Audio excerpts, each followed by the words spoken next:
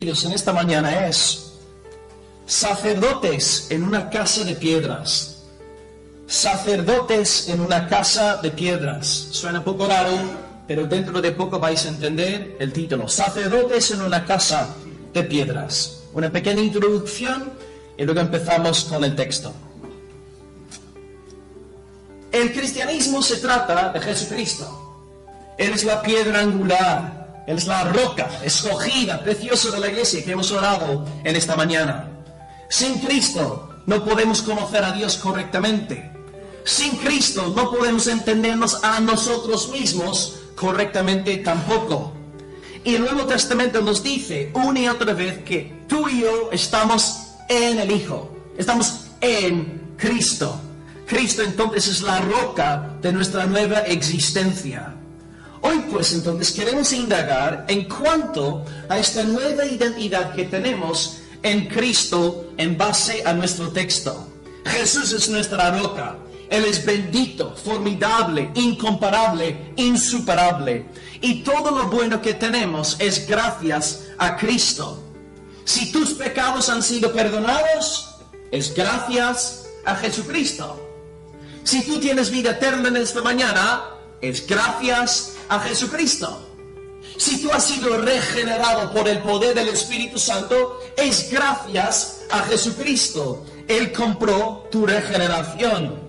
Citando las palabras de un joven predicador escocés, Robert Murray McCheyne, él dijo lo siguiente: el creyente es inefablemente precioso a los ojos de Cristo, y Cristo es inefablemente precioso a los ojos del creyente. ¿Y por qué? McCheyne nos contesta diciendo: porque el creyente ha gustado a Cristo. Como escrito está: bajo la sombra del deseado me senté, y su fruto fue dulce a mi paladar. Todos nosotros que somos del Señor hemos gustado, saboreado la benignidad, la preciosidad, veracidad, fidelidad de Dios, y nos gozamos en Él, y Cristo por lo tanto es precioso. Con esto en mente vamos a abrir la Biblia en 1 de Pedro capítulo 2. Y hoy estaremos predicando del versículo 5. 1 Pedro capítulo 2, y leeremos tanto el versículo 4 como versículo 5, porque como dijimos la semana pasada, Pedro en versículos 4 hasta el versículo 11 está abriendo un nuevo subpunto.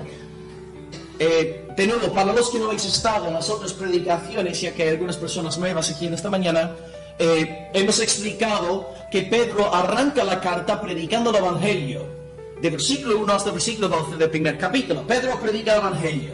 El Padre nos ha predestinado, el Hijo ha derramado su sangre por nosotros, el Espíritu nos ha regenerado. Pedro empieza predicando el Evangelio.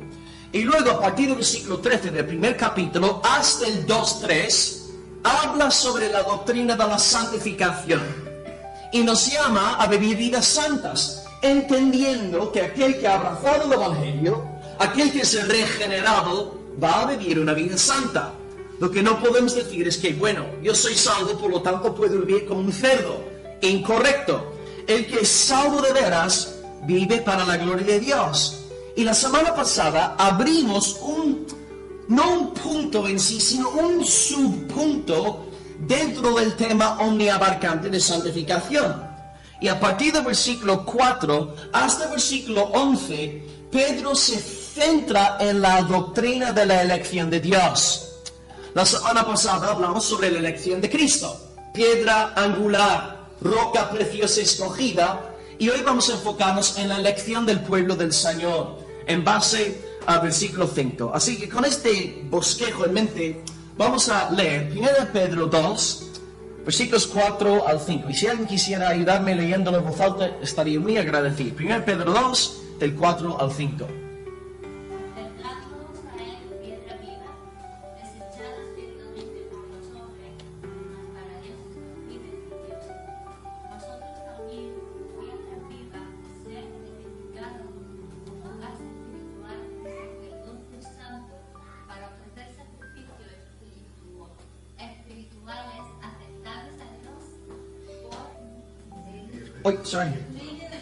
Sí, si Él se quita de en medio, ¿no? Por medio. En Jesucristo, eso es. En efecto, Pedro entonces traza una línea directa entre elección de Cristo y elección de su pueblo. Entonces las dos realidades están ahí conectadas. El ejemplo que os puse la semana pasada, antes de empezar, es que Cristo dice en Juan 17, versículo 19, yo, por amor a ellos, me santifico a mí mismo. Entonces Cristo es el elegido y por lo tanto se santifica a sí mismo. Él es el patrón.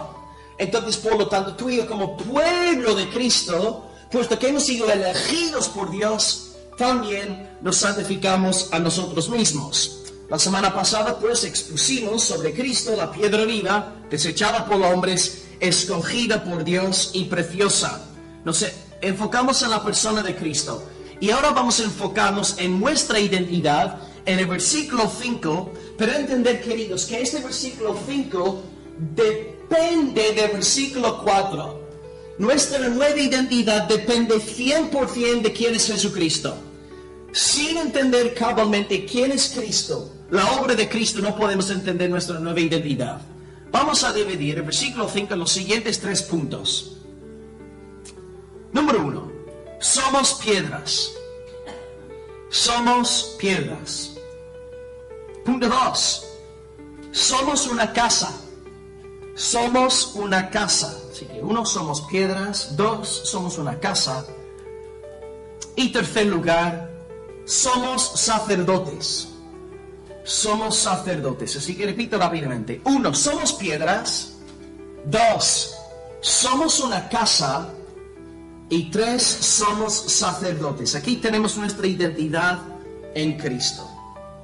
Pues empezamos entonces con el primer punto en esta mañana. Somos piedras. El versículo 5 dice lo siguiente. Vosotros también, como piedras vivas. Lo dejamos ahí y luego seguiremos en el punto 2. Vosotros también, como piedras vivas. La primera cláusula ahí del texto. Bien. La palabra entonces aquí también entrelaza nuestro versículo con lo que predicamos la semana pasada. Jesús es la piedra viva y vosotros también sois piedras vivas. Entonces, de nuevo, no podemos leer el versículo 5 sin tomar en cuenta el versículo 4. Y Cristo entonces es la piedra viva. Cuando explicamos esta metáfora tan rara, la semana pasada, nombramos 2 verdades tocante a Cristo. ¿Por qué es Cristo una piedra viva? Pues, en primer lugar, Cristo es una piedra viva porque Él está vivo. Sí, es verdad que Él fue crucificado, bajo Poncio Pilato, sepultado, pero al tercer día, resucitado por el poder de Dios. Y aquí Él está vivo por los siglos de los siglos, con las llaves de la muerte y del Hades. Él está vivo. Y también, en segundo lugar, Cristo es la piedra viva porque también concede vida. Es el gran dador de la vida. Y citamos un texto maravilloso, sacado de Juan 5:21, cuando Jesús dice, así como el Padre levanta a los muertos, también ha dado al Hijo para que dé vida. Y el Hijo a los que quiere da vida. Entonces hay una doble verdad aquí. Jesús es la piedra viva porque está vivo. Y en segundo lugar porque concede, otorga, regala, da vida a los suyos. Y aquí entonces nosotros también somos llamados piedras vivas. Vosotros también como piedras vivas. Primera observación en esta mañana, hermanos. Vemos aquí la supremacía de Jesucristo en todo. Tú y yo somos piedras vivas. Jesucristo, sin embargo, es la piedra viva. Tú y yo, habla en plural, tú y yo piedras vivas, todos nosotros como un pueblo, pero la piedra por excelencia, la piedra con P mayúscula es Jesucristo. La iglesia se trata de Jesucristo. Cristo es el centro del universo. Cristo es el sol. Y tú y yo somos unos planetas que giramos en torno a Cristo, Cristo, Cristo. La iglesia es llamada a ser cristocéntrica, cristológica. Y hay una hermosa unidad ahora entre Cristo y su pueblo. Cristo aquí es el gran campeón de la fe. Y si tú y yo entonces estamos en la piedra angular, si tú y yo estamos en Cristo, llegamos a ser piedras. Formamos parte del hermoso edificio de la casa de Dios. La primera pregunta que nos tenemos que hacer en esta mañana, queridos, es: ¿somos piedras vivas? ¿Tenemos vida espiritual en nosotros? ¿De verdad hemos sido regenerados por el poder del Espíritu Santo? ¿O somos unos santurones evangelistas, religiosos, evangélicos muertos? ¿Cómo podemos saber si de verdad hemos sido regenerados por el poder del Espíritu Santo? ¿Cómo podemos saber si somos de verdad piedras vivas o si somos piedras muertas? Pues os daré 5 señales de la regeneración. 5 efectos de la verdadera regeneración. El primer efecto de la regeneración es la conversión. Y la conversión conlleva 2 elementos: fe y arrepentimiento. La diferencia entre fe y arrepentimiento es la siguiente. Arrepentimiento es dar vuelta atrás, volver, girar 180 grados. Los hermanos que han venido de Murcia han salido de casa esta mañana, iban en rumbo a Almería. Si hubiesen decidido dar marcha atrás, se habrían arrepentido. Es dar marcha atrás. Entonces el que de verdad ha sido regenerado es una persona que ya no hace lo que antes hacía. Su vida ha cambiado de rumbo, ya no vive como antes. Arrepentimiento entonces es dar marcha atrás, cambiar la forma de pensar, la forma de vivir para la gloria del Señor, alejarnos del pecado. Y la fe, los 2 componentes de la conversión son fe y arrepentimiento. Fe es abrazar a Cristo de una forma tierna, es confiar en Él, creer todo lo que Él nos promete, creer sus promesas, confiar en su evangelio. La fe entonces hay que entenderla como un abrazo. Y el arrepentimiento es como dar marcha atrás en el coche. La verdadera regeneración se da a conocer con conversión. No podemos ser piedras vivas si no hemos sido regenerados por el poder de Dios. El segundo efecto de la regeneración es lo que llamo una nueva disposición en el corazón. Una persona regenerada, renacida de lo alto, no puede deleitarse en las cosas que antes amaba. Tú te toparás con la verdad de que tu vida de antes te resulta muerta, aburrida, estancada. Y ahora, como recién nacido, amas aquello que antes odiabas y odias aquello que antes amabas. Y por esta razón no puedes seguir haciendo las cosas que antes hacías, porque tu mismo corazón está inclinado hacia el Señor. No puedes ahora vivir en paz con tus ídolos, es imposible. Empiezas a odiar aquellas cosas que antes te fascinaban. Hay un cambio radical en tus afectos. No es simplemente congregarte un domingo por la mañana.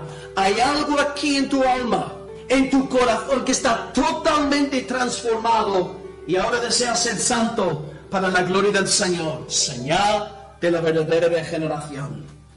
Tercer efecto de la regeneración, el fruto del Espíritu Santo. La manifestación continua del fruto. Esto no quiere decir que seamos perfectos, no quiere decir que seamos infalibles, que no metamos la pata, no quiere decir esto, pero en el creyente regenerado se ve el fruto. Amor, gozo, paz, paciencia, benignidad, bondad, fe, mansedumbre, templanza. Estas cosas se dan a conocer a través de una persona genuinamente regenerada por el Señor. De nuevo, esto no quiere decir que no vayamos a caer de vez en cuando o meter la pata o equivocarnos, pero estas cosas sobre caracterizan nuestra vida porque hemos sido nacidos de nuevo. Somos piedras vivas. Una cuarta cosa que coloca la regeneración en nosotros, o el Espíritu coloca en nosotros mediante la regeneración, es un amor hacia el pueblo de Dios. Y vamos a desarrollar esta idea más adelante en el sermón hoy. Si tú no amas al pueblo de Dios, yo dudo de tu salvación.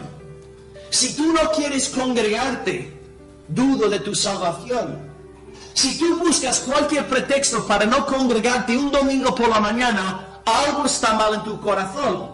No estoy diciendo que no seas salvo, pero si cualquier pretexto, cualquier situación, cualquier cosa, por muy leve que sea, constituye un obstáculo para que no te congregues, algo está mal con tu corazón.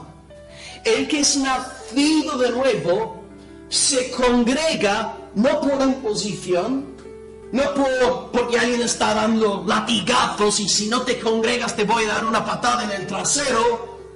Te congregas por una profunda necesidad en ti y disfrutas de estar con tus hermanos y quieres congregarte y deseas charlar y deseas estar con tus hermanos en la fe. El que de verdad ha sido regenerado ama la iglesia del Señor. Dice Juan, primero de Juan es una exposición de esta verdad. Y él dice en el capítulo 4, versículo 7, todo el que ama es nacido de Dios y conoce a Dios. Y luego Juan nos suelta frases tales como, ¿cómo puedes tú decirme que amas a Dios y no lo ves, pero no amas a tu hermano a quien sí ves? Entonces este amor implica compromiso los unos con los otros, un amor, un afecto, orando los unos por los otros. Yo no tengo que forzarte a congregarte un domingo por la mañana. Esto te lo da el Espíritu Santo del Señor, y si ves que no tienes ganas, algo está mal en tu vida espiritual. No estoy negando que seas salvo, pero algo está mal espiritualmente hablando. Y el quinto afecto de la regeneración es una pasión indomable por la palabra del Señor. Jesús nos prometió en Juan 10, versículo 27, mis ovejas oyen mi voz. Las ovejas se deleitan en la predicación de la palabra, aman las Escrituras, estudian la palabra de Dios y examinan todo a la luz de la palabra del Señor. No podemos decir amén a todo lo que nos dice el pastor. Lo que tenemos que hacer es discernir si lo que el pastor nos está diciendo está conforme a la sabiduría de Dios, y si el pastor predica conforme a la revelación del Señor, decimos amén. Pero no podemos decir amén a cualquier tontería. Entonces, en la oveja del Señor, nacida de nuevo, desea la palabra. Y por esta razón, hermanos, cuando hay gente regenerada en iglesias donde no se está predicando la palabra de Dios, las ovejas no están bien. La palabra no está siendo predicada. Las ovejas están tristes, no están recibiendo la leche espiritual no adulterada. Entonces tenemos que probar nuestros corazones si hay deseo por la palabra, o simplemente por un espectáculo, un cultazo o una profecía personal, o si la pasión es Dios, la palabra del Señor. Entonces estos 5 afectos revelan si de verdad hemos nacido de nuevo o no. 1, conversión. 2, una nueva disposición en el alma. 3, fruto del Espíritu Santo. 5, un amor profundo por la iglesia del Señor. 4, y el quinto, una pasión por la palabra del Señor. Ante lo antedicho, hermanos, ¿habéis nacido de nuevo? ¿Sois regenerados? ¿Están estos efectos bíblicos dándose a conocer en vuestras vidas? ¿Sois del Señor? Si podéis decir que sí, entonces sois piedras vivas, regenerados por la gracia del Señor Jesucristo, y ahora sois los ladrillos, las piedras del templo del Señor. Con esto en mente, entonces pasamos a la segunda metáfora en esta mañana y entramos en el segundo punto. somos una casa. Miremos de nuevo el versículo 5.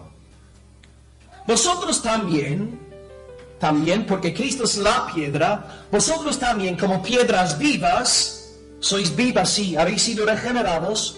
Ahora la segunda parte. Sed edificados como casa espiritual. Sed edificados como casa espiritual.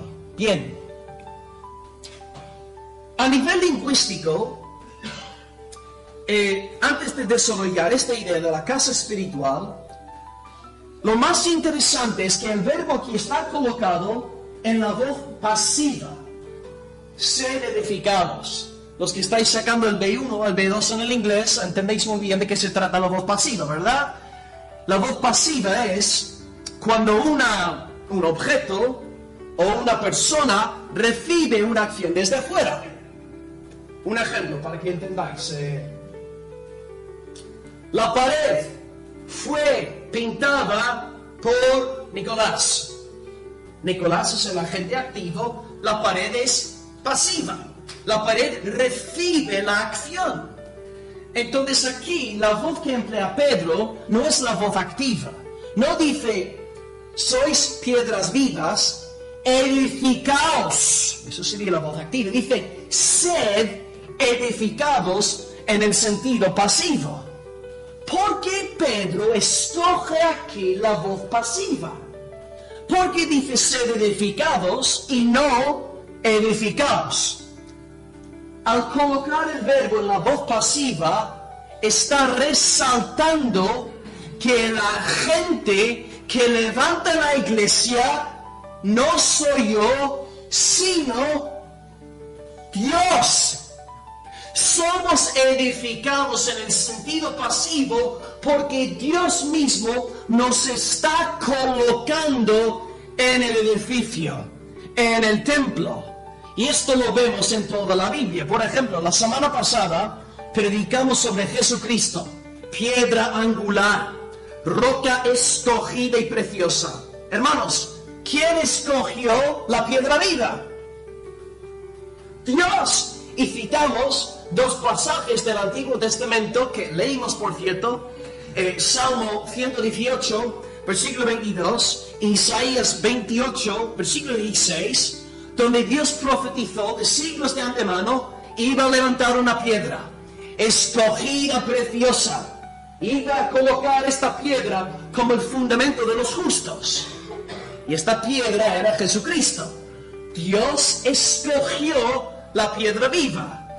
Y luego también Dios no simplemente escoge la piedra angular de la iglesia, sino que también escoge el fundamento de la iglesia. Según Efesios 2:20, Pablo dice, todo el edificio está siendo levantado alrededor de la piedra angular Jesucristo y sobre el fundamento de los apóstoles y profetas. De nuevo pregunto, queridos, ¿quién escogió a los profetas? Dios. Dios llama a Jeremías, llama a Isaías, Oseas, Amós. Es Dios. Otra pregunta, fácil la respuesta. ¿Quién escoge a los apóstoles? Pues fue Dios. Dios mismo ha llamado a los apóstoles. Pablo dice, en términos autobiográficos, en Gálatas 1:1, siguiente. Pablo, apóstol, abre paréntesis, no de hombres ni por hombre, sino por Jesucristo y por Dios el Padre que lo resucitó de los muertos. Conclusión, los apóstoles han sido escogidos por Dios. La piedra angular, escogida por Dios. Los apóstoles y los profetas, escogidos por Dios. Tú y yo, piedras vivas, escogidas por Dios. Como dijo la hermana en esta mañana, no estamos aquí en la iglesia porque seamos gente estupenda. No somos estupendos, somos malos, depravados, somos sinvergüenzas todos aquí. Pero Dios nos ha escogido para la gloria de su nombre y edificar un templo hermoso, una casa espiritual encima de Jesucristo. Me encanta un pasaje En 1 Corintios 3, versículo 5-6, Pablo dice: yo planté, Apolos regó, mas el crecimiento lo dio Dios. Así que el que planta no es nada, ni el que riega, sino Dios que da el crecimiento. Nos acordamos también del Salmo 127. Si el Señor no edificare la casa, en vano trabajan los que lo edifican. Dios edifica la casa. Si estás en la iglesia, alaba la gracia de Dios. No estás aquí porque seas guay ni buena gente. Estás aquí porque Dios te ha escogido por pura misericordia en Jesucristo. Entonces, queridos, si la iglesia está siendo edificada por Dios, esto nos enseña que no tenemos derecho ninguno a procurar levantar una iglesia en base a medios que no sean aquellos de Dios. No podemos levantar una iglesia sin basarnos en las instrucciones del Señor. Los reformadores protestantes en el siglo XVI recuperaron las 3 marcas de la iglesia cristiana. 1. Predicación de la palabra. La predicación de las escrituras. Segundo lugar, la celebración de las ordenanzas, a saber, bautismo y santa cena. Tercer lugar, disciplina. Cuando hay pecado público, hay pecado en la iglesia, hay que disciplinar para la gloria del Señor. Estas 3 marcas son las marcas de una iglesia verdaderamente evangélica, verdaderamente bíblica. Y si nos congregamos donde no hay predicación de la palabra, no es una iglesia. Si no hay ordenanzas, no hay iglesia. Si no hay disciplina, no hay iglesia. No tenemos derecho ninguno a levantar ninguna iglesia, ningún movimiento, a no ser que estemos basándonos en la palabra del Señor. Y puesto que la iglesia es un reflejo de quién es Dios, pues la iglesia está bajo ataque por todos sitios. Si no me crees, hermano, coge un vuelo esta tarde para Afganistán, Yemen, Corea del Norte, Somalia. Llega ahí al aeropuerto, presenta tu pasaporte y dice: hola, yo soy un creyente evangélico, yo soy cristiano. Ya verás lo que te pasa. A la cárcel, sentencia de muerte. La iglesia está bajo ataque. Y también en los países más tranquilos, la iglesia está bajo ataque. La iglesia en España está bajo ataque. Evidentemente hay ultrateos y gente que detesta la iglesia, pero incluso desde adentro hoy en día, en nuestra generación, hay falsos maestros, falsos predicadores ocupando el púlpito con el fin de llevar la iglesia al error. Hay falsos hermanos que entran a la iglesia con el fin de sembrar cizaña, discordia, odio, provocando disputas, malestar, amargura, odio, dureza de corazón en la congregación. Hay que estar en alerta. No podemos ser niños en nuestra forma de entender las cosas. Hay una guerra, hay lobos por todos lados y tenemos que estar bien fundamentados en las Escrituras para poder vencer en el nombre del Señor. Es verdad, sí, queridos, que las puertas del Hades no prevalecerán contra la iglesia, pero este versículo no lo podemos usar como un pretexto para no luchar. A veces, bueno, como el Señor, como Ángel estaba leyendo un libro en estos días, ¿no? La gente que dice, bueno, si el Señor es soberano, ¿por qué evangelizar? Esto es totalmente incorrecto. Puesto que Él es soberano, evangelizamos. Puesto que las puertas del Hades no van a prevalecer, luchamos, contendemos por la fe. No podemos emplear estas promesas como un pretexto para no hacer nada. Defendamos la fe, luchemos para la gloria de Dios. Dios está levantando su iglesia. Hay enemigos por todos lados, pero tenemos que someternos a su plan. Dios ha dicho lo que Él ha dicho. Tú y yo somos piedras.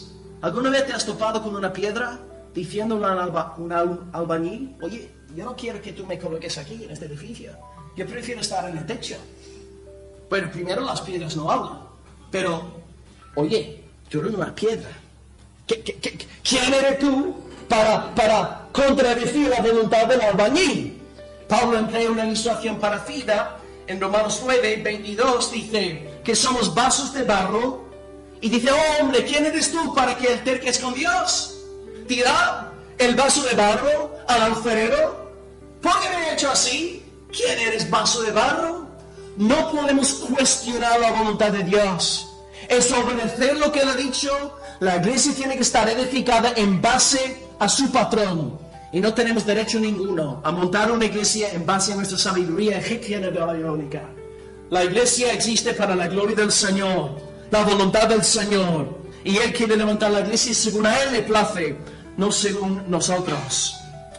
Entonces, queridos, hemos sido pasivos en este proceso. Dios nos ha regenerado por pura gracia.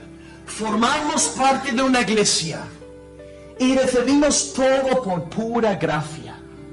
De la misma forma que tú recibes tu familia biológica por gracia, recibes la familia espiritual por gracia.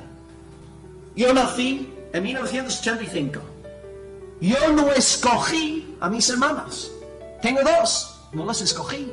No escogí a mi padre, no escogí a mi madre. El Señor me dio una familia y lo que a mí me toca hacer es amar a esta familia que el Señor me ha dado. Puede ser que una de mis hermanas me caiga mejor que la otra, pero son mis hermanas y las amo y estoy dispuesto a derramar mi sangre por ellas, porque son mías y yo las voy a proteger porque son mis hermanos. La misma realidad en la vida espiritual, hermanos. Nosotros formamos parte de la iglesia del Señor. No tenemos derecho ninguno a escoger a nuestros hermanos y hermanas. Es verdad que a lo mejor hay gente aquí en este culto hoy día que a lo mejor hay gente, tú te sientes más identificado con una persona y enseguida pues te haces amigo de aquella persona. Pero queridos, somos una iglesia y todos aquí somos piedras vivas, si somos regenerados, claro está. No podemos entonces, de nuevo a nivel práctico, en el día a día de la iglesia, no podemos simplemente juntarnos todo el rato con Paco Escobar. Y hablo con Paco Escobar, y Paco es mi mejor amigo, y nada más acabar el culto, a por Paco y voy a hablar con Paco y solo con Paco. Incorrecto. Eso es una violación del principio del templo del Señor. Somos llamados a amar a todos nuestros hermanos y hermanas en la fe. Una pregunta muy sencilla, queridos, para poner esto a prueba. ¿Conoces los nombres de todas las personas que están aquí hoy en el culto? Bueno, los que estoy de Murcia no pasa nada. Entendemos nuestra situación, ¿no? Vosotros que estáis aquí desde hace ya tiempo, ¿conocéis a la gente? ¿Conocéis en qué trabaja? ¿Su familia? ¿Está casado, soltero, si tiene niños, no? O simplemente te juntas con aquellas personas con las cuales te sientes identificado o identificada. De nuevo, somos una iglesia y nos necesitamos a todos mutuamente. No podemos pasar todo nuestro tiempo con un simple grupo selecto y este me cae bien y este no me cae bien. No. De la misma forma que recibimos nuestra familia biológica por pura gracia, recibimos la familia espiritual por pura gracia. Los jóvenes necesitan a los mayores. Y los mayores necesitan a los jóvenes. Y los solteros necesitan a los casados. Y los casados a los solteros. Y los blancos necesitamos a los negritos. Y los negritos a los blancos. Y los irlandeses necesitamos a los españoles. Y los españoles necesitáis a los sudamericanos. Y los sudamericanos necesitan, etcétera, etcétera. No podemos edificar una iglesia en base a un movimiento juvenil o un movimiento de mayores. No, la iglesia es un fenómeno intergeneracional. Necesitamos a gente joven, gente mayor, casada, soltera, varones, hembras, judíos, gentiles, esclavos libres. Esta es una verdadera iglesia del Señor. Y así ponemos en práctica el principio que predicamos hace unos meses de 1 de Pedro 1:22. Amaos, con amor fraternal no fingido, amándoos entrañablemente de corazón puro. De nuevo, a nivel práctico, ¿estamos haciéndolo? ¿Estamos de verdad implicados con todos los hermanos y hermanas de nuestra congregación o simplemente los 2 o 3 que siempre saludamos? El Señor nos llama entonces a amar y a tener una buena relación con nuestros hermanos en la fe. El amor implica este compromiso los unos para con los demás. Así que somos miembros del mismo edificio. Somos una casa preciosa edificada por el Señor, una iglesia edificada por el Señor, y por lo tanto nos tenemos que amar a todos y no simplemente un grupo selecto. Y hay otro adjetivo que quiero comentar aquí en esta segunda observación. Ser edificados como casa, bueno, todos sabemos que es una casa, ¿no? El templo, el edificio. Y si no sabes que es una casa, pues lo siento, no hay esperanza para ti. Casa espiritual. Espiritual. Subrayar aquí esta palabra espiritual. El movimiento ecuménico contemporáneo hace hincapié en la unidad visible de la iglesia. Y lo que nos están diciendo es que si nos juntamos todos de todas las denominaciones ortodoxos, católicos, protestantes y damos una visibilidad, entonces verán que somos uno. Pero la unidad bíblica es unidad espiritual. Es cierto, sí, hay una manifestación física. Estamos aquí congregados en esta mañana, física, corporalmente. No hay nadie aquí que sea un fantasma. Todos tenemos nuestros cuerpos, estamos aquí físicamente hablando. Pero la verdadera unidad de la iglesia no es visible, sino espiritual. ¿Cuál entonces es el eje, o mejor dicho, la sustancia, la esencia de la unidad de la iglesia? Es la piedra viva. Es la roca, Jesucristo, su evangelio, muerte, resurrección al tercer día por amor a los pecadores. Nuestra unidad es unidad en el evangelio. Esto quiere decir que no podemos tener comunión con los fariseos, porque los fariseos añaden al evangelio de Jesucristo. Y tampoco podemos tener comunión con los saduceos, porque los saduceos niegan el evangelio de Cristo y quitan de la palabra. ¿Quiénes serían en nuestros días? Los neofariseos y los neosaduceos. Pues los fariseos son los que añaden a la palabra. La Iglesia Católica Romana, María es corredentora, el Papa es la cabeza de la Iglesia Universal. Para ser justificado delante de Dios hay que tener fe en Cristo y luego hacer muchas buenas obras. Otro evangelio. No puede haber unidad porque no estamos unidos en el mismo evangelio. Lo mismo digo en cuanto al nuevo movimiento judaizante que va llegando a España. Si tú quieres ser justificado delante del Señor, cree en el evangelio y guarda la ley de Moisés. Incorrecto. Es añadir a la roca que es Jesucristo. ¿Quiénes son los saduceos? Pues los saduceos son los que quitan la teología liberal. Lo que está ahora emergiendo en España en nuestros días, actualmente, mientras estoy predicando, los que dicen que la Biblia es un libro de percepciones humanas, una cita textual de uno de los grandes líderes de la teología liberal en España. Y él defiende que la Biblia tiene errores, mitos, contradicciones. No, lo siento. No puede haber unidad. No estamos unidos en el evangelio. Estos que niegan que Cristo sea Dios, que Cristo murió por amor a los pecadores derramando su sangre expiatoria, negando que Cristo hubiese resucitado corporalmente al tercer día. Lo siento, queridos. No puede haber unidad con los neofariseos ni los neosaduceos. Nuestra unidad es una fraternidad basada en Cristo. Es una coalición por el evangelio. Yo puedo tener comunión con un presbiteriano, un bautista, un pentecostal, un anglicano, un independiente, un congregacionalista, un luterano, un reformado, lo que sea, con tal de que estemos unidos en el Evangelio. Pero cuando empiezan a negar la centralidad del Evangelio, lo siento, no puede haber unidad delante del Señor. Sí, podemos tener disputas en cuanto a asuntos secundarios, escatología. Si tú eres un premilenialista, yo soy un postmilenialista, no voy a dejar de tener relación contigo, porque estamos unidos en el Evangelio. Entonces, hermanos, entended ese principio de Pedro.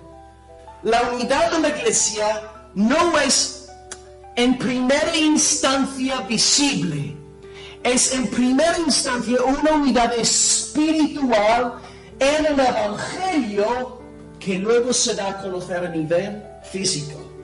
Por lo tanto, en esta iglesia, si tú no eres regenerado, aunque tú estés aquí ahora mismo sentado escuchando mis palabras, no hay ninguna unidad entre nosotros. Me puedes caer bien, yo te puedo caer a ti muy bien, buen tipo, buena gente, pero no hay unidad. Porque si no estamos en el Hijo, si no estamos en el Evangelio, no tenemos este principio de estar en la casa espiritual. De forma paradójica, tú puedes estar sentado aquí en la iglesia en esta mañana y aún así no estás en la iglesia. ¿Entiendes? Puedes estar en el edificio físico que llamamos iglesia, pero la iglesia no es el edificio físico.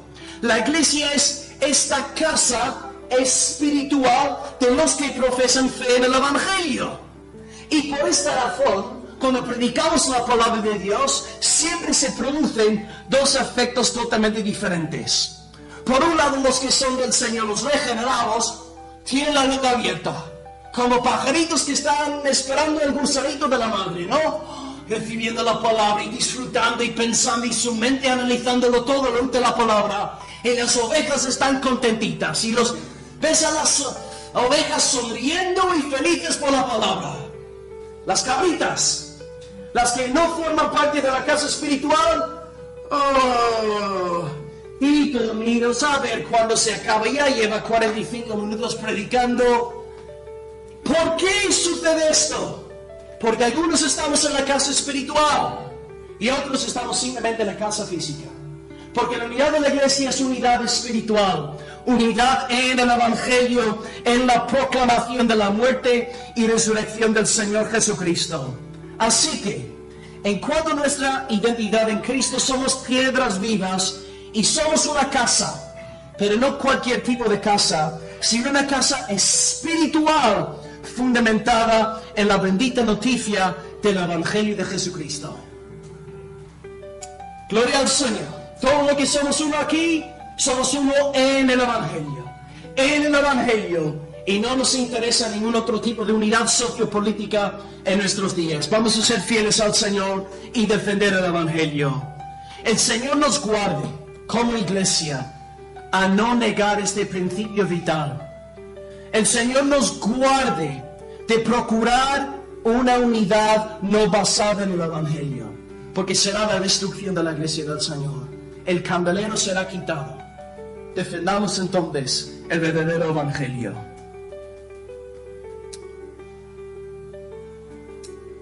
Llegamos entonces al tercer punto y el último punto del mensaje. Somos sacerdotes. Somos sacerdotes. Hemos hablado de que somos piedras, somos una casa y en tercer lugar somos sacerdotes. Leamos una vez más el versículo 5. Dice lo siguiente. Vosotros también, como piedras vivas, sed edificados, voz pasiva, sed edificados como casa espiritual. Y aquí está el tercer punto. Y sacerdotes, el sacerdocio santo, para ofrecer sacrificios espirituales aceptables a Dios por medio de Jesucristo. Somos un sacerdocio santo para ofrecer sacrificios espirituales aceptables a Dios por medio de Jesucristo. Muy bien. Somos sacerdotes. Según John MacArthur, el San John MacArthur, ¿no? Casi un santo este hombre. John MacArthur dice lo siguiente, le estoy citando textualmente: el privilegio máximo de un sacerdote es el acceso a Dios. El sacerdote tiene acceso a Dios, presencia de Dios. Tú y yo disfrutamos de la obra del Espíritu gracias a la obra de Cristo. Él compró nuestra regeneración y por lo tanto ahora disfrutamos de la presencia del Espíritu Santo. El conocido Catecismo Mayor de Westminster, lo podéis descargar de internet gratis y es una defensa excelente de la fe reformada. El Catecismo Mayor de Westminster, en la pregunta 44, pregunta lo siguiente: ¿cómo desempeña Cristo el oficio de sacerdote? ¿Cómo desempeña Cristo el oficio de sacerdote? Y la respuesta que da es esta: Cristo desempeña el oficio de sacerdote en haberse ofrecido a sí mismo una sola vez en sacrificio, sin mancha a Dios, para hacer la reconciliación por los pecados de su pueblo, y en interceder continuamente por su pueblo. Entonces, el papel del verdadero sacerdote conlleva dos elementos. Está la presencia de Dios, pero está el elemento de sacrificar por el pecado y el elemento de interceder. Los sacerdotes del antiguo pacto tenían que combinar este doble ministerio: sacrificar, orar, orar, sacrificar y viceversa. Entonces Pedro aquí dice que tú y yo somos sacerdotes para ofrecer sacrificios. ¿Acaso nos está llamando el apóstol a degollar ovejas cada vez que pecamos? ¿Es esto lo que nos está diciendo Pedro? Menos mal que Pedro explica que se trata de un sacrificio espiritual. Y lo que voy a predicar ahora lo predico por amor a tu mascota, para que no lo tengas que degollar al volver a casa. El sacrificio del pueblo de Dios en el Nuevo Testamento es un sacrificio espiritual. Entonces, ¿de qué se trata semejante sacrificio espiritual? Bueno, no se trata de un sacrificio literal, como un cordero, un buey, una paloma, porque Cristo cumplió la ley ceremonial. Cumplido está, consumado es. Cristo ofreció una sola vez sí mismo por los pecadores, ya está. Obra perfecta, intachable, perfecta. Somos justificados por Cristo. No obstante, en el camino de la santificación, ya no es justificación, justificación Cristo, en santificación somos llamados a ofrecer sacrificios espirituales a Dios. No con el fin de ganar salvación, la salvación ya fue ganada en Cristo, sino somos del Señor y ahora vamos a sacrificar al Señor. Y un pasaje que viene como un anillo al dedo es Hebreos 13, versículo 15, donde nos nombra dos de estos sacrificios espirituales. Y si quieres, pues podemos buscarlo.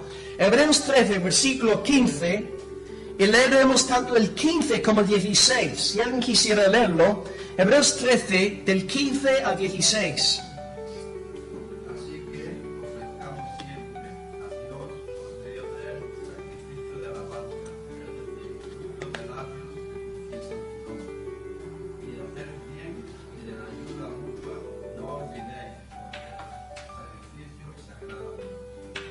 Ahí tenemos dos sacrificios espirituales. Versículo 15 habla de lo que he dicho, hermano: ofrezcamos a Dios sacrificio de alabanza, fruto de labios que confiesan su nombre. Esto es lo que hacemos cuando nos congregamos en su nombre. Su fidelidad es grande. Cantamos al Señor, hay una melodía en nuestro corazón. Y una señal de que tú estás lleno del Espíritu Santo es que estás todo el día cantando. Una persona llena del Espíritu Santo es un cantante. Y hermano, hermana, aunque tú cantes como una foca ahogándose, Dios ha puesto un cántico en ti. Una de las cosas más hermosas de estar casado con una mujer de Dios es que lleva todo el día cantando, todo el día cantando. Si está fregando los platos, está cantando. Si está ahí haciendo algo en el jardín, está todo el rato cantando. Gloria al Señor. Dios ha colocado una melodía en el alma de los regenerados. Y te llegan malas noticias, y te han hecho del trabajo, y no tienes dinero en la cuenta, y están atacándote. Y de repente te echan en la cárcel, y ahí mismo en la cárcel, gloria a Dios en las alturas. ¿Qué es lo que me está pasando? Tengo 100.000 razones para entrar en depresión y quejarme y denunciar, y estoy cantando gloria al Señor. Dios ha puesto alabanza en el corazón de los suyos. Y Pablo entrelaza llenura del Espíritu Santo y cánticos espirituales en Efesios 5, 18 a 19. Y Pablo lo que viene a decir es que si tú estás lleno del Espíritu Santo, vas a estar cantando salmos, himnos y cánticos espirituales. Es espontáneo. No estás intentando forzarte. Venga, vamos a cantar, porque nos toca. No, sal y te encontrarás en la ducha cantando alabado sea el nombre del Señor. Y las mujeres, incluso cuando no tenéis maquillaje por la mañana y miráis al espejo, vete asustados, vais a dar gloria al Señor por tu hermosa creación. Dios ha puesto alabanza en el corazón de los suyos y esto le agrada. Dios está feliz, está contento y Él se goza en esto. Y la segunda cosa que dice el pasaje que el hermano ha leído en el versículo 16 es ayuda mutua. Hacer el bien. ¿Ves? Lo que me encanta de la doctrina bíblica es tan práctica. Lo que predicamos anoche en el estudio teológico tocante al atributo del amor de Dios, este amor es práctico, se ve de una forma muy práctica. No es un amor abstracto, metafísico, filosófico, que nadie puede entender sino unos iluminados. No, se ve de una forma muy sencilla y práctica en el día a día. El ayudar al otro, el permitir que el otro salga beneficiado antes que tú. Todo esto da la gloria y la honra al Señor. Así que la alabanza a Dios es un sacrificio espiritual. El ayudar a mi hermano, mi hermana en la fe, es un acto de sacrificio espiritual. Y luego hay una tercera cosa que añadiría, que realmente incorpora, engloba toda nuestra vida cristiana.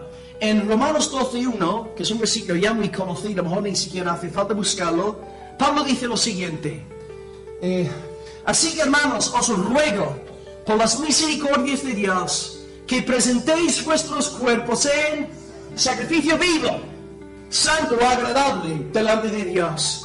Entonces tú y yo tenemos que ser el sacrificio.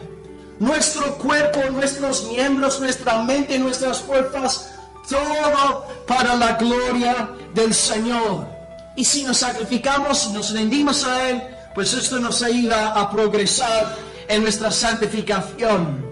Dios se goza de semejantes sacrificios delante de Él. Y antes de cerrar este mensaje en esta mañana, hay una pequeña y casi insignificante frase que aparece a finales del versículo, que a veces pasamos por alto. Pero esta frase se repite un montón de veces en el Nuevo Testamento. Somos un sacerdocio santo, sacrificamos y intercedemos para ofrecer sacrificios espirituales, alabanza a Dios, ayudar al otro, ofrecernos a nosotros mismos, aceptables a Dios por medio de Jesucristo. Por medio de Jesucristo. Qué importante es recordar que cuando estamos sirviendo a Dios lo tenemos que hacer todo en el nombre de Cristo. ¿Por qué? Porque todo lo que hacemos, incluso nuestras buenas y mejores obras, están contaminadas de imperfección. Y si Cristo no ejerce un ministerio de mediación, de sacerdocio, estas buenas obras están contaminadas. Creo que fue, no sé si fue Agustín de Hipona, pero un gran escritor en la historia de la iglesia dijo algo parecido. Dice, y flipante esta frase, Dios ve más maldad en tus mejores obras que tú ves en tus obras más perversas y malditas. Repito, Dios ve más maldad en tus mejores obras que tú ves en tus obras más perversas y malditas. Podemos hacer cosas espirituales con motivaciones incorrectas. Hermanos, incluso en la oración, examina tu vida de oración. ¿Cuántas de esas oraciones están plagadas de egoísmo? Yo, mío. Todo gira en torno a nosotros. ¿Cuántas veces incluso como yo, como predicador, a lo mejor no he hecho justicia cabal a un texto determinado de la palabra? Estoy predicando, pero aún así hay fallos, hay imperfecciones. ¿Cuántas veces incluso podemos cantar una canción al Señor y estar tan con el ritmo de la canción? No, esta canción sí que tiene, esto sí tiene ritmo, y nos olvidamos de la letra y ya no estamos cantando a Dios, sino celebrando el ritmo de la canción. O sea, son cosas pequeñitas y necesitamos discernimiento del Señor, pero menos mal, hermanos, que todo lo que hacemos en el nombre del Señor es aceptable gracias a nuestro sumo sacerdote, según el orden del Melquisedec, Jesucristo. Si no fuese por Él, por su mediación, por su sacerdocio, nuestras mejores obras nos enviarían a todos al infierno en este mismo instante. Pero demos las gracias al Señor, que en el trono hay un sumo sacerdote sentado en esta mañana, inocente, sin mancha, hecho más sublime que los cielos, el que está sentado en el trono de la majestad de los cielos, el sacerdote de sacerdotes, Jesucristo, ha convertido a pecadores malvados como nosotros en sus sacerdotes. Y a pesar de nuestras imperfecciones y metaduras de pata y pecados e imperfecciones, el Señor se deleita en la adoración, en las obras de su pueblo. Gracias a Jesucristo. Gracias a Jesucristo. Gracias a Jesucristo. El hermano Paul Washer dijo recientemente: cuando era joven, yo decía que hace falta el poder de Dios para predicar el Evangelio. Ahora soy mayor y reconozco que hace falta el poder de Dios para desatarme los cordones. Amén. Amén. Si comemos, lo hacemos para la gloria de Dios. Si bebemos, para la gloria de Dios. Vamos al curo, para la gloria de Dios. Vamos a preparar un plato de paella para los hermanos de la iglesia. Lo hacemos para la gloria de Dios. Nos desatamos los cordones por la mañana. Lo hacemos para la gloria de Dios. Que Dios nos enseñe, queridos, nuestra dependencia del ministerio de Jesucristo en cada respiro que tomamos. Que seamos un pueblo obsesionado con la gloria del amado Hijo de Dios. Y si oramos para su gloria y vivimos para su gloria, el Padre nos va a respaldar. Repito lo que dije anoche para los que no estuvisteis. Dios está determinado a defender la honra de su amado Hijo, en el cual tiene complacencia, como me dijo anoche el hermano Guzmán. Dios ama a su Hijo, es celoso por su gloria.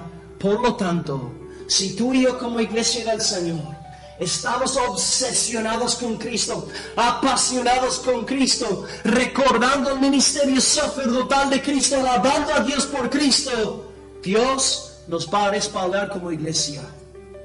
Si nos olvidamos de Cristo y montamos una iglesia en base a sabiduría humana, proyectos sociopolíticos e ideas de Babilonia, el Señor derramará ira sobre nosotros, porque no estamos dando la gloria a su Hijo. Fíjate, hermanos, Pedro, Pablo, Santiago, todos los escritores del Nuevo Pacto, es casi imposible que escriban una sola frase sin mencionar a Jesucristo. no sé si está bien dicho en castellano, es como si estuvieran intoxicados. ¿Se entiende? Intoxicados de Cristo, que no puedes leer un párrafo del Nuevo Testamento sin ver Cristo 100,000 veces nombrado. Estaban totalmente absorbidos en Él. Que Dios haga de nosotros exactamente lo mismo, que nos convierta en una casa espiritual edificada sobre Cristo, Cristo, Cristo, como piedras vivas para la gloria de la piedra viva, a saber, Jesucristo. Leamos el texto una vez más antes de recapitular en esta mañana. Versículo 5 dice: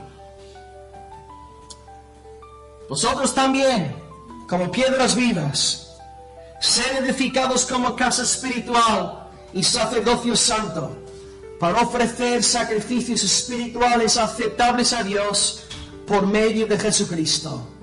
Hoy nos hemos enfocado en 3 realidades. 1, somos piedras.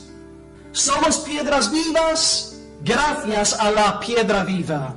Y sabremos que hemos sido regenerados por los 5 afectos que hemos nombrado: conversión, amor por el pueblo de Dios, amor por la palabra del Señor, una nueva disposición en el corazón, el fruto del Espíritu Santo. En segundo lugar, somos una casa edificada sobre la piedra angular de Cristo. Hemos visto que en este proceso somos pasivos, porque Dios es el agente que levanta a la iglesia. Por lo tanto, tenemos que edificar una iglesia en base al mandato de Dios: predicación de la palabra, celebración de las ordenanzas y disciplina. Nosotros entonces somos una casa espiritual. No es primeramente unidad visible, sino la visibilidad se da una vez que hay unidad espiritual en el Evangelio. Y por esta razón, si otra denominación no está anclada en el Evangelio, no podemos tener comunión ninguna con ellos. Y en tercer lugar, somos sacerdotes. Sacerdotes porque Cristo es el sumo sacerdote por excelencia. Y gracias a su mediación en todo, podemos ofrecer sacrificios aceptables a Dios. Hemos nombrado 3. Alabanza al Señor, ayuda mutua, hacer el bien al otro, y en tercer lugar, el ofrecernos a nosotros mismos. Pues queridos, ¿qué más podemos decir? Sino gloria a la piedra viva.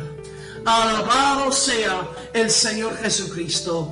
Gloria a Dios por la roca escogida, preciosa, fundamento de nuestra fe. Oremos al Señor en esta mañana, dándole gracias a este mensaje y que se haga real en nuestros corazones. Oremos al Señor.